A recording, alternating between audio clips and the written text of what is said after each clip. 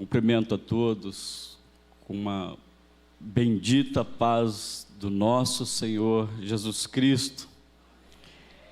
Estamos alegres, irmãos, por estarmos aqui. Ontem eu tive o privilégio de estar uma tarde na companhia do pastor Rogério.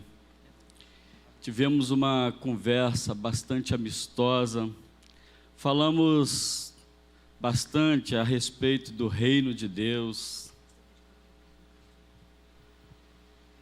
e Deus derramou graça sobre as nossas vidas, e eu quero dizer aos irmãos nessa manhã, os que aqui estão, vocês têm uma liderança de um homem veramente chamado por Deus, chamado para esse exercício, pastor, cuidar de pessoas.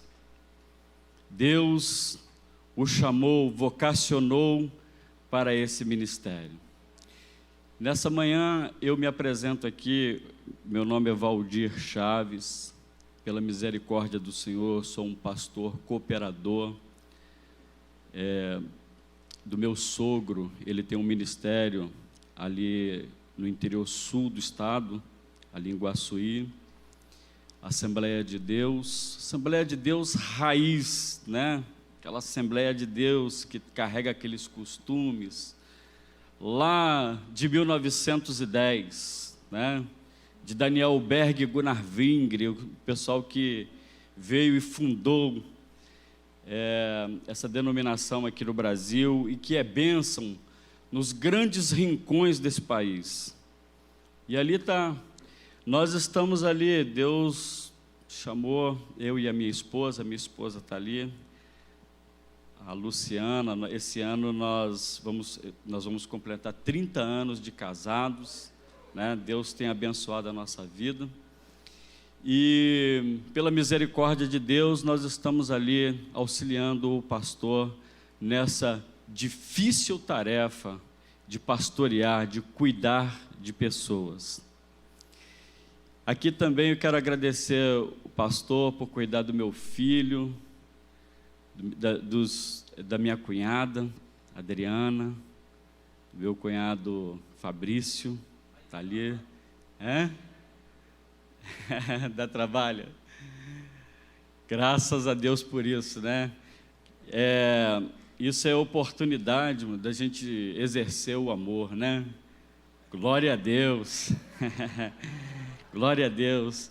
Então, irmãos, nós estamos aqui, estou feliz por estar aqui, conhecer essa família, né? E agradecer imensamente o pastor pelo carinho, pelo cuidado, pela recepção, pela calorosa recepção, pela confiança de me ceder esse espaço para compartilhar algo da parte de Deus com os irmãos. Ontem eu orei, o pastor conversou comigo, e uma das coisas que nós conversamos foi que o ministro, ele precisa estar submisso à voz de Deus, porque é o Espírito Santo de Deus que sonda os corações para trazer deste altar a palavra que vocês precisam, talvez não a que vocês gostariam, mas a palavra que vocês precisam. E eu entrei aqui por essas portas, ouvi os louvores, ouvi a participação do pastor, e de imediato houve uma conexão. O Espírito testificou de que a palavra que foi colocada no meu coração foi confirmada aqui nessa manhã. Eu quero pedir à amada igreja que abra a sua Bíblia em Atos dos Apóstolos, lá no capítulo 2, para acompanhar comigo. Antes, nós vamos ter uma palavra de oração. Poderoso Deus e eterno Pai, graças te damos, meu Senhor, por essa manhã. Aqui estou, Senhor, diante de Ti, Pai amado. Sabemos, ó Deus, que essa reunião sem a Tua presença não tem relevância, Senhor. Essas pessoas, elas vieram aqui não para ouvir a voz do homem, mas para ouvir a Sua palavra, a Sua mensagem.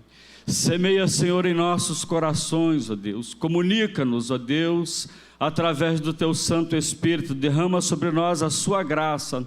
É o que te pedimos em nome do Senhor Jesus Cristo. Quero compartilhar com os irmãos Atos dos Apóstolos, no capítulo 2, a partir do versículo 42. Diz assim a palavra de Deus: E perseveraram na doutrina dos apóstolos, e na comunhão, e no partir do pão e nas orações. E em cada alma havia temor, e muitas maravilhas e sinais se fazia pelos apóstolos. Todos os que criam estavam juntos e tinham tudo em comum. Vendiam suas propriedades e fazendas e repartiam com todos, segundo cada um tinha necessidade. E perseverando unânimes todos os dias no templo, e partindo pão em casa, comiam juntos com alegria e singeleza de coração, louvando a Deus e caindo na graça de todo o povo. E todos os dias acrescentava o Senhor à igreja aqueles que se havia de salvar.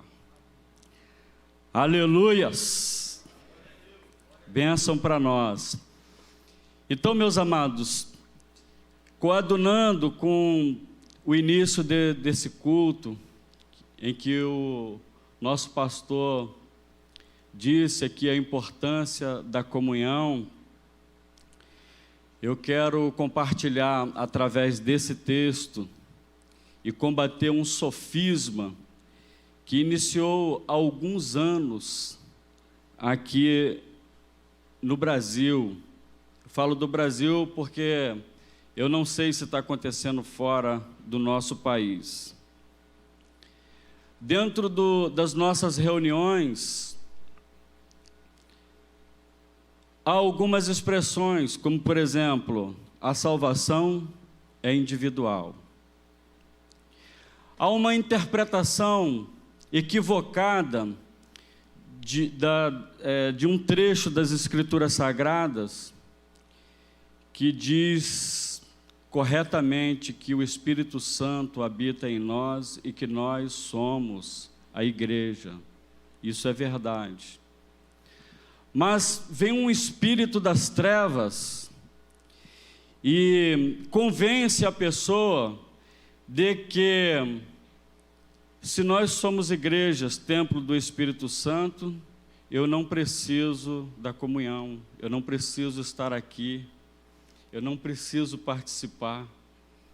Aleluias! Eu não sei se entre nós tem pessoas que já foi atingida por essa palavra e que se convenceu de que é assim, de que não precisa da relação, de estarmos juntos, de partir o pão, né? E as pessoas lá atrás, quando disseram assim, a salvação é individual, aliada com essa que você é templo do Espírito Santo, aí lá no último censo que o IBGE fez, em 2010, vai ter um outro agora no ano que vem, apareceu uma figura que tinha lá na Igreja Católica, a figura do católico não praticante, tinha lá. Depois apareceu aqui, agora no último censo, o pesquisador perguntava, religião, evangélico não praticante. Evangélico não praticante, isso apareceu em 2010. Aí agora, pastor, eu me sinto impelido pelo Espírito Santo a convocar essa congregação para combater isso, Esse texto que nós lemos vai nos ajudar a esclarecer melhor isso. E de lá para cá, a coisa pode ter se agravado e intensificado agora no tempo da pandemia. Eu vi aqui o pastor falando, as pessoas que estão na internet, ele convidando, vem aqui estar conosco. Nós somos pedras vivas. A igreja é um desafio de amor. A igreja é um desafio de amor. A palavra de Deus diz que no nosso ajuntamento, uns têm salmos, outros têm hinos e outros têm palavras. E nós edificamos uns aos outros. Aleluias! Aleluias! Por isso devemos estar aqui, devemos valorizar a relação, devemos estar juntos, nos posicionarmos como verdadeiros adoradores, abraçar uns aos outros. Aleluias! Irmãos, diante disso, eu preparei aqui algumas questões para a gente desenvolver dentro desse texto que nós lemos. E uma pergunta é necessária: para que serve a igreja? Para que serve a igreja? Irmãos, a igreja, como corpo vivo e invisível de Cristo, ela tem uma função, aleluias, ela tem uma função, aliás, ela tem muitas funções, e você, como membro de um corpo, Jesus ele disse, vós sois, eu sou a videira verdadeira, vós sois os ramos. Toda vara em mim dá muito fruto, produzi, pois, frutos dignos de arrependimento. Vós sois luz do mundo, sal na terra. Aleluias. Então, irmãos, não há possibilidade de nós exercermos plenamente a comunhão com Deus sem estar em comunhão com os irmãos, sem chorar com os que choram, sem se alegrar com os que se alegram. Não tem como, irmãos. Então hoje você vai me ajudar o pastor a combater o sofisma de ser desigrejado, né? A matéria da revista Isto É, edição 2180, lá de 2011, né? Então, desigrejado, e eles expõem isso como algo bom, mas é uma mensagem de Satanás. Vejamos nós, para que serve a igreja? Para manter viva a memória da pessoa do nosso Senhor Jesus Cristo, manter viva a memória, fazer isso em memória de mim, é o que nós ouvimos na Santa Ceia. Nós precisamos nos lembrar da morte vicária e expiatória de Jesus Cristo na cruz do Calvário, e precisamos revelar isso, ser uma revelação visível do relacionamento que nós temos com Deus. Então, para que a igreja serve? Para manter viva a memória e obra da pessoa do nosso Senhor Jesus Cristo, e nós falamos isso e afirmamos em Atos capítulo 2, versículo 42, que diz, perseveraram na doutrina dos apóstolos, e na comunhão, e no partir do pão, e nas orações. Aleluias! Porque quando estamos partindo o pão, né? Aquele que come do pão, come da minha carne, bebe do meu sangue, tem parte comigo. Fazer isso em memória de mim. Aí eu logo lembro, Senhor, eu sei o que o Senhor fez. O Senhor deixou o seu trono da sua glória, tomou forma humana, forma de servo, foi experimentado em tudo, não fracassou. Somente Jesus triunfou, onde todos fracassaram, ele triunfou.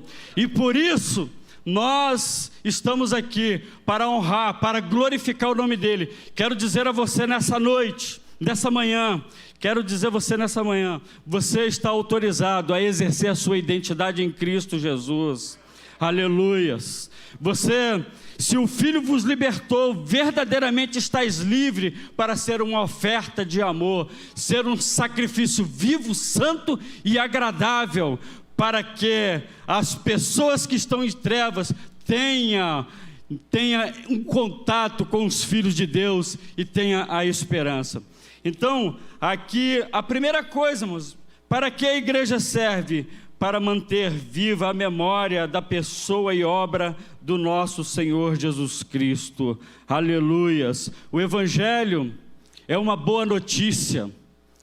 O Evangelho é uma notícia boa e nova. Aleluias.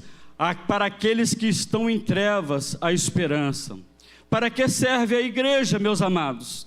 A igreja serve para manter viva a esperança do ministério divino, dos mistérios divinos, porque nas nossas reuniões acontecem milagres, lá onde eu estou orando a Deus, para quê?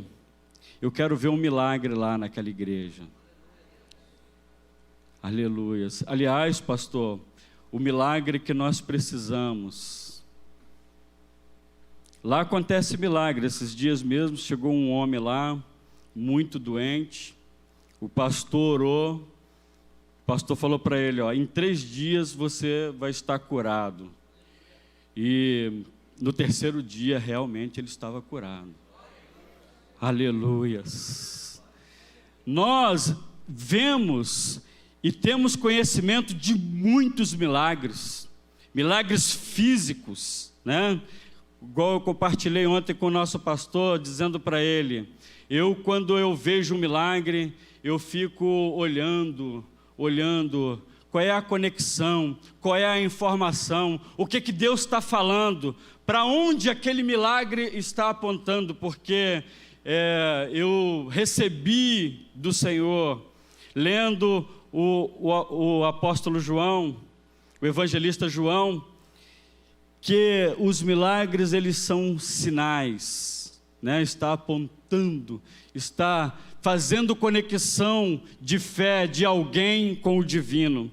Então, eu estou ali em Guaçuí, orando a Deus para que Deus se manifeste de forma milagrosa.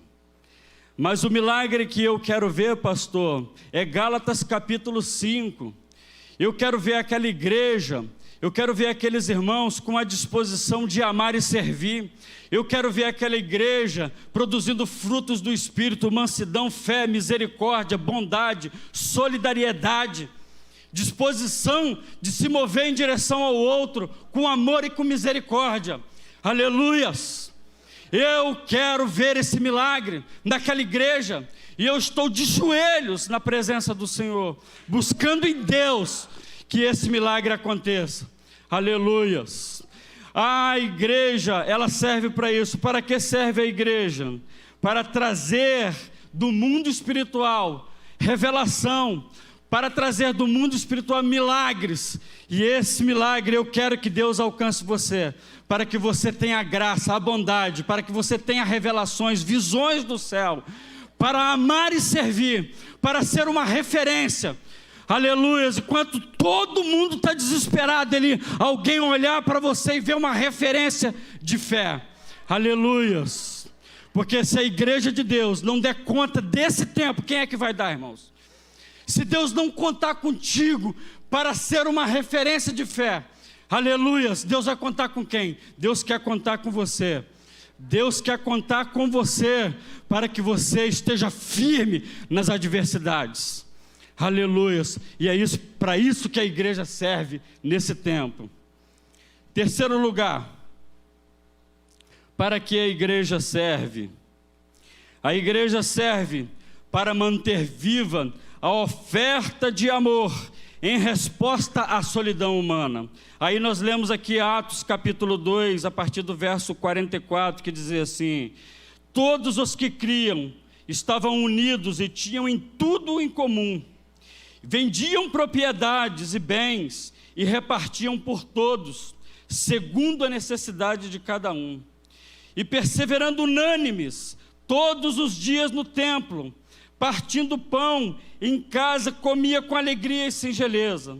Aleluias! Louvando a Deus e caindo na graça de todo o povo, e cada dia acrescentava-lhes o Senhor os que iam sendo salvos. A igreja, ela serve para manter viva a oferta de amor em resposta à solidão humana. Satanás, ele encheu os corações de expectativa e confundiu expectativa com fé.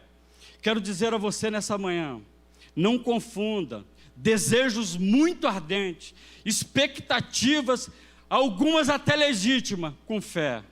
Não confunda isso, meu amado. Satanás, ele colocou entre Deus e você, aleluias, uma obra, e diz que se você fizer tudo certo, Deus vai se render, Deus vai se converter a você. Mas isso não é verdade, irmãos. É ao contrário, nós dobramos o nosso joelho para saber, aleluias, e concordar com o Senhor. É isso, Senhor. O irmão cantou aqui um hino, o conjunto de adoração cantou isso. Eu quero saber o que Deus quer, eu quero ter em mim o mover, o efetuar, eu quero que Ele modifique a minha mente e meu coração. Aleluias. O apóstolo Paulo, ele diz: não vos conformeis com esse mundo, transformai-vos pela renovação do vosso entendimento. Aleluias. Para quê? Para que experimenteis quais seja a boa e perfeita vontade de Deus. Irmãos, nós devemos dobrar o nosso joelho e dizer: Senhor, eis-me aqui, Senhor. Eu sei que o Senhor está fazendo tantas coisas, e se o Senhor achar graça em mim, me envolva nos seus projetos, para que eu possa fazer algo também. Aleluias, glória a Jesus. A igreja serve para isso, para andarmos de joelho na presença do Senhor. Aleluias. Quando, irmãos, nós buscamos esse é o caminho da conversão, porque Satanás, ele inverteu o nosso pensamento. Ele diz assim: nós, desde criancinha, nós somos estimulados a ir no lugar mais alto que a gente puder. Diz que nós nascemos, interpreta mal o texto bíblico, e diz que nós nascemos por cabeça e não por cauda.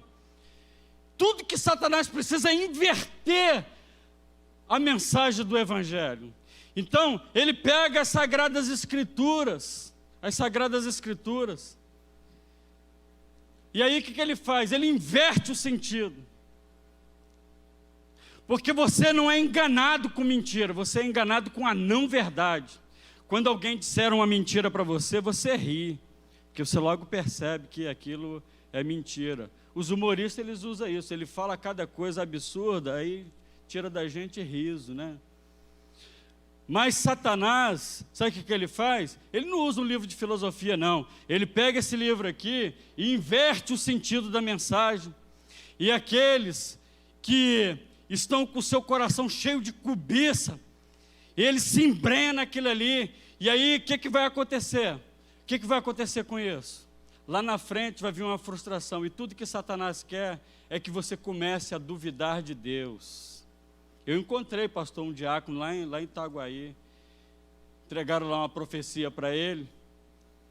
Passou o tempo, não aconteceu, e agora ele está totalmente descrente. E eu precisei dizer essas palavras para ele. Porque quando você depositou a sua fé naquilo que Deus não falou, a fé, ela vem pelo ouvir. Monteiro Lobato? Não, ouvi a palavra de Deus, a palavra de Deus, ouvi a palavra de Deus. E aí, quando Deus ele fala, não tem jeito de não acontecer. Quando Deus fala, acontece. Você pode depositar a sua fé em Deus. Então você vai buscar relacionamento. O Espírito Santo, ele está aqui na terra, fazendo um trabalho maravilhoso. Aleluia. O Espírito Santo está aqui nessa manhã. Ele Ele está aqui fazendo um trabalho maravilhoso. Ele consola, Ele exorta e Ele edifica. Se você vai numa reunião, você não foi consolado, não foi exortado, não foi edificado, ali o Espírito Santo não trabalhou. Aleluias, aleluias. Ele exorta, Ele edifica, Ele consola. Você, irmão, não precisa dar vazão a sentidos carnais, porque a vontade humana, ela é imperfeita, ela é carnal e ela é diabólica. Por isso que nós devemos buscar a vontade de Deus, que ela é boa, perfeita e agradável. Você pode até não concordar, mas é. E aí, mesmo você não concordando, mova-se por fé, né? Eu falei lá para os meus colegas, né? Você é cristão? Todo mundo diz, sou cristão. Que bom, mano. Que bom que você é cristão. Então você está negando a você mesmo, né? Que bom que você ama inimigo. Se porventura você me vê assim como inimigo, você vai me amar do mesmo jeito, então eu não preciso ter medo. Quer dizer que você é cristão? Você é cristão? Você creu em Jesus Cristo? Ah, então eu já sei como é que você é. Se alguém te pedir a sua capa, você também dá a túnica. Se alguém te convidar para andar 1 milha, você anda 2. Que maravilha, eu fico tranquilo, sossegado, porque você é cristão. Né, irmãos? Então a igreja, pastor, ela serve para isso. A igreja, ela serve para isso. A igreja serve para manter viva a oferta de amor em resposta à solidão humana.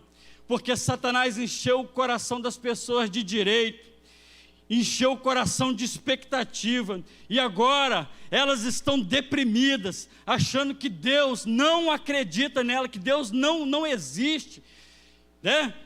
Que Deus não é favorável, porque Deus não se rendeu a fazer aquilo que elas gostariam que Ele fizesse. Elas estão decepcionadas, tristes, e às vezes no nosso meio tem até gente assim, que vem aqui na igreja bater ponto, cumpriu uma agenda, mas de fato está com a sua fé minada, está com a sua fé destruída. Mas eu quero dizer a você, Deus é fiel. Aleluias, Deus é fiel. Deus não é fiel só para mim, Deus é fiel a mim, significa que Ele não muda. Quando a melhor representação disso é aquela balança que a gente coloca aqui, um peso de um lado, do outro lado a gente quer modificar o que está do outro lado, até que aquela balança ela fique no meio. De um lado tem um fiel, o fiel da balança. O que significa isso? Não é o fiel que se adequa, o outro lado que está que não está em harmonia, que está em desconformidade, é que vai se ajustando para ficar igual ao fiel. E o que significa isso? Que eu vou me render, que eu vou olhar para Cristo, que quando eu olho para Cristo, eu vou ver as minhas inadequações, vou largando para trás todos os meus pecados, para que eu fique mais parecido com Cristo Jesus. Aleluias. E aí eu vou orar, santificado seja o vosso nome, porque essa palavra diz assim: Senhor, muda em mim tudo que precisa ser mudado, para que eu seja mais parecido com o Senhor. Aleluias. E é para isso que a igreja serve para isso, para alcançar as almas que estão na solidão, as almas que estão decepcionadas, que estão em depressão, que estão angustiadas. Aleluias. É para isso que você serve. Deus te levantou para fazer esta obra, meu amado. Aleluias. Para que serve a igreja? A igreja serve para manter vivos os sinais do reino de Deus na história. Aleluias. A igreja, meus amados, ela fica buscando mais poder, porque não sabe a autoridade que está sobre ela. Aleluias. Nós precisamos exercer a autoridade que está sobre a igreja. E estes sinais seguirão os que crerem em meu nome. Falarão novas línguas, porão as mãos sobre os enfermos e os curarão. Aleluias, aleluias. Há uma autoridade sobre a sua vida, meu amado. Você toma posse disso. Aonde tiver uma pessoa triste, abatida, enferma, você como igreja, aleluias, Você como igreja, você pode orar, interceder com a autoridade. Por que que não está mais acontecendo, irmãos? Aleluias. Porque a igreja, Satanás diz que ela tem que buscar poder. Irmãos, quero dizer para você, eu vejo lá as famílias, né, que tem aquelas pessoas que são auxiliares, que limpa, que passa, que faz aquele trabalho doméstico, a empregada doméstica. Aí tem um menininho assim, ó, de 5 anos.